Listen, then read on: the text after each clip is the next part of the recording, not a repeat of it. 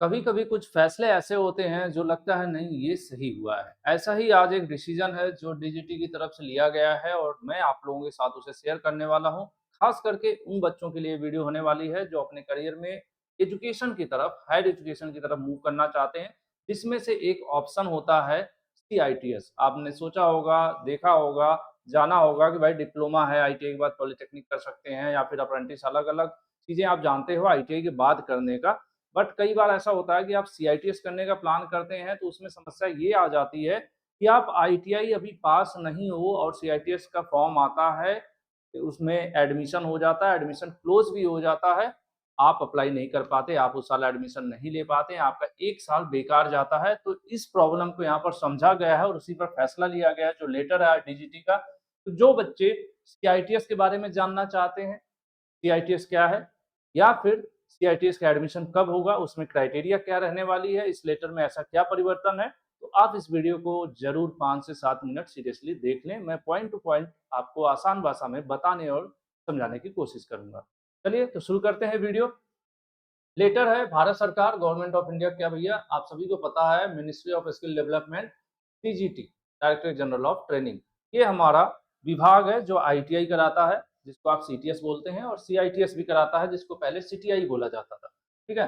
17 अप्रैल को लेटर जारी किया गया, वेबसाइट पर थोड़ा लेट अपलोड हुआ है। इसमें ये बोला जा रहा है कि जो एडमिशन है, किसका एडमिशन है, CITS का एडमिशन है, कि जो बच्चे CITS करना चाहते हैं वो अपीयरिंग कैंडिडेट भी अब अलाउ होंगे। कौन से वाले, आप बीटेक में हो, ठीक है, आप, क्योंकि CITS कौन कर सकता है, बीटेक पास आउट बच्चे भी कर सकते हैं, डिप्लोमा पॉलिटेक्निक वाले जो बच्चे होते हैं वो भी कर सकते हैं, ITI वाले बच्चे भी कर सकते हैं। ठीक है, NTC वाला हो, ITI NSC वाला हो, दोनों चलेगा। ITI वाले बच्चे भी CITS कर सकते हैं।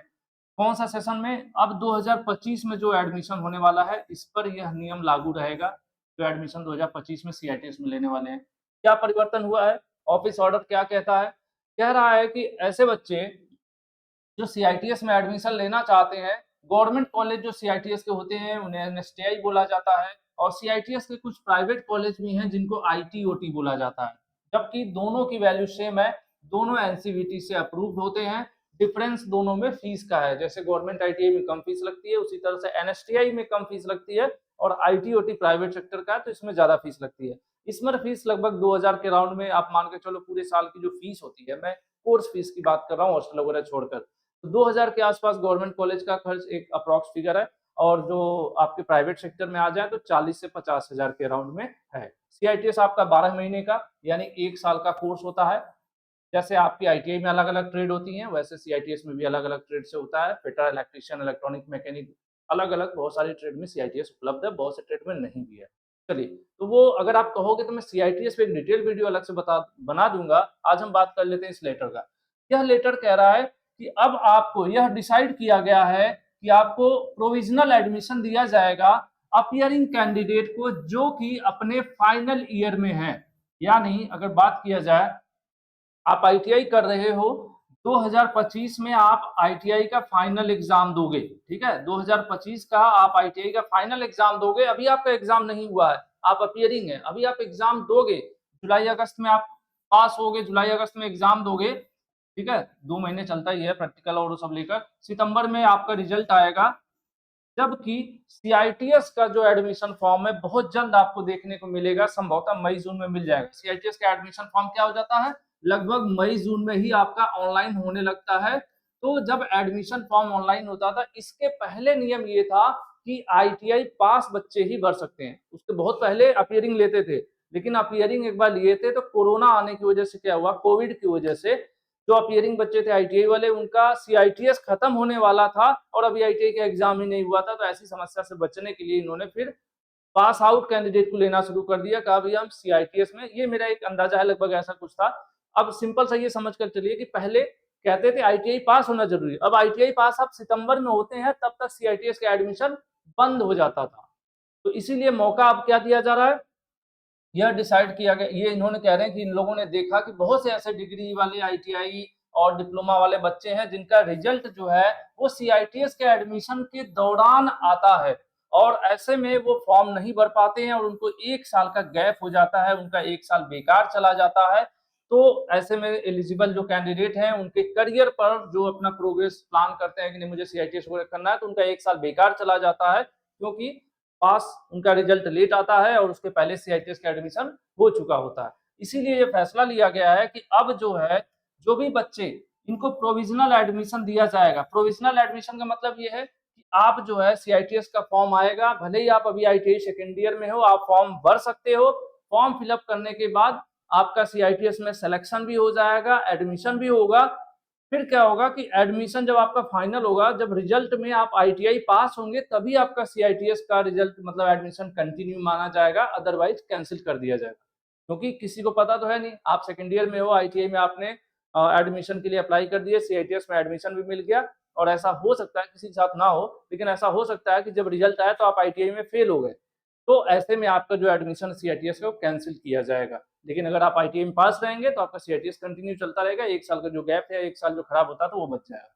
ये नई नोटिस आई है, 2025 के एडमिशन पर ये लागू होने वाला है। कुछ नियम और कहता है कि आपकी उम्र, अगर आप सीआईटीएस में एडमिशन लेना चाहते हैं तो आपकी उम्र जो है कम से कम 16 वर्ष हो जाना चाहिए।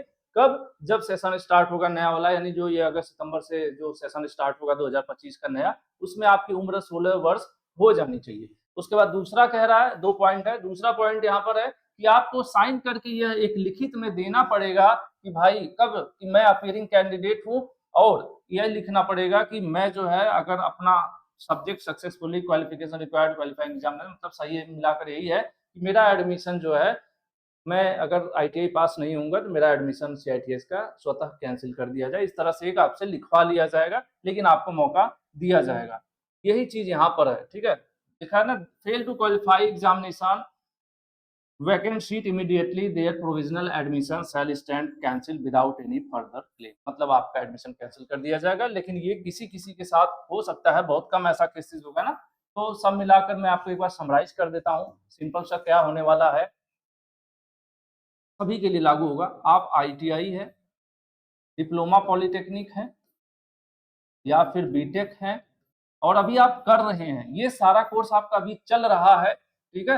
अब 2025 में आप पास होंगे, 2025 में आप पास होने वाले हैं, फाइनल ईयर स्टूडेंट हैं, फाइनल ईयर ध्यान से रखिएगा, फाइनल ईयर स्टूडेंट हैं, 2025 में आप पास होने वाले हैं, तीनों में से कोई भी कोर्स 2025 जुलाई अगस्त तक आप पास होने वाले हैं। अब ऐसे में जो फॉर्म आपका आएगा, मैं मानकर चल रहा हूँ कि मई जून माह में जनरली इन्हीं 2 मंथ में आ जाता है। इसमें जो सीआईटीएस एडमिशन फॉर्म आने वाला है, सीआईटीएस का एग्ज़ाम भी होता है, एंट्रेंस एग्ज़ाम होता है। सीआईटीएस का 2025 का जो फॉर्म आने वाला है, आप इसके लिए एलिजिबल हो, अप्लाई कर सकते हो। ये नया फैसला है और शानदार फैसला है, ठीक है? तो आप लोग अप्लाई कर सकते हो।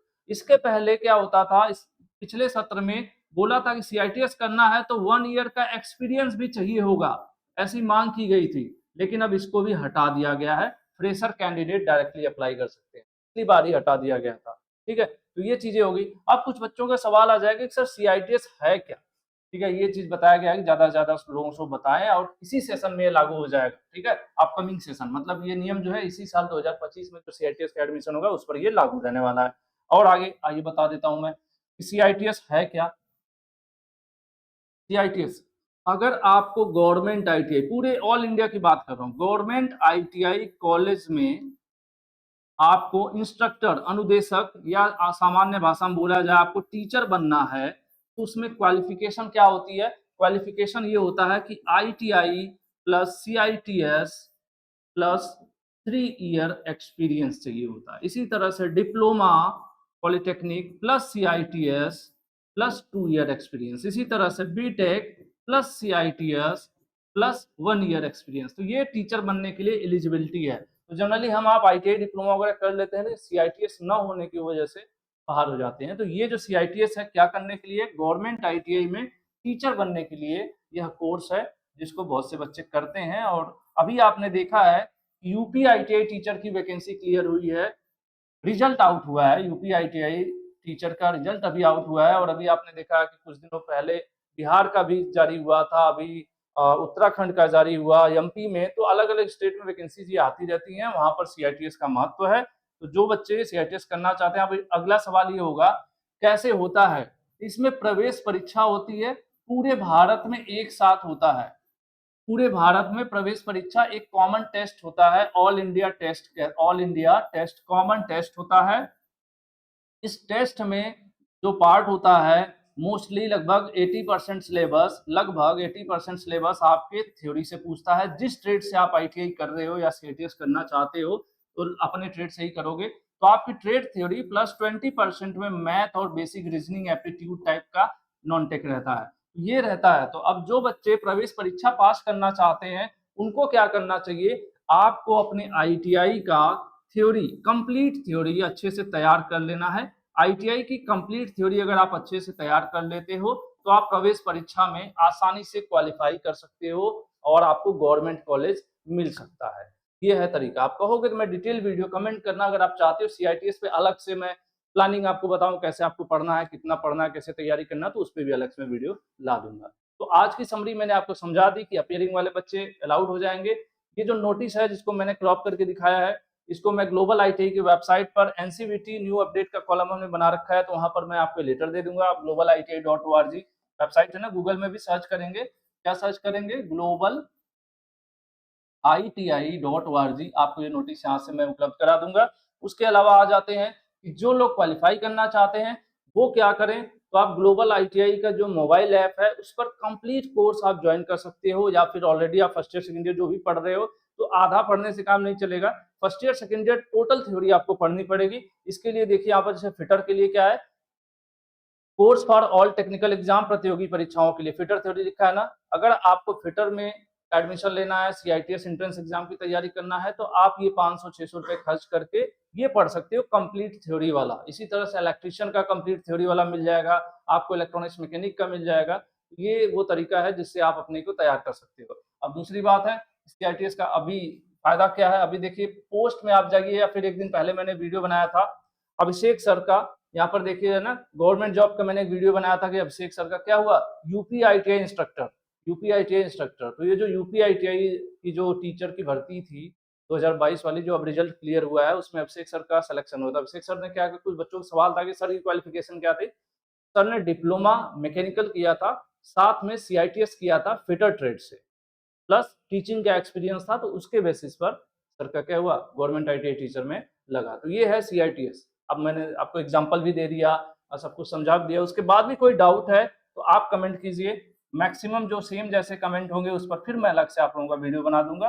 बाकी ये गुड न्यूज़ तो है ही कि बच्चों को जो वेट करना पड़ता था, एक साल बेकार जाता था, वो नहीं करना पड़ेगा। वीडियो थोड़ी सी लंबी हो गई, लेकिन इस वीडियो में मैंने सब कुछ बताने की कोशिश किया कि नियम में क्या परिवर्तन हुआ, प्रवेश परीक्षा कैसे होती है, पैटर्न क्या रहता है, ठीक है, गवर्नमेंट कॉलेज को क्या कहते हैं, प्राइवेट कॉलेज को क्या कहते हैं, फीस क्या होता है, कोर्स क्या होता है, मैं सब कुछ बताने की मैंने कोशिश की है। अगर कोशिश पसंद आई हो तो ज़रूर लाइक कीजिएगा, अपना फीडबैक कमेंट के माध्यम से दीजिएगा, और कोई सवाल होगा ज़रूर पूछिएगा, मैं उसका अगली वीडियो आपके लिए लाने की कोशिश। आज के लिए इतना ही, बहुत-बहुत धन्यवाद। Thank you.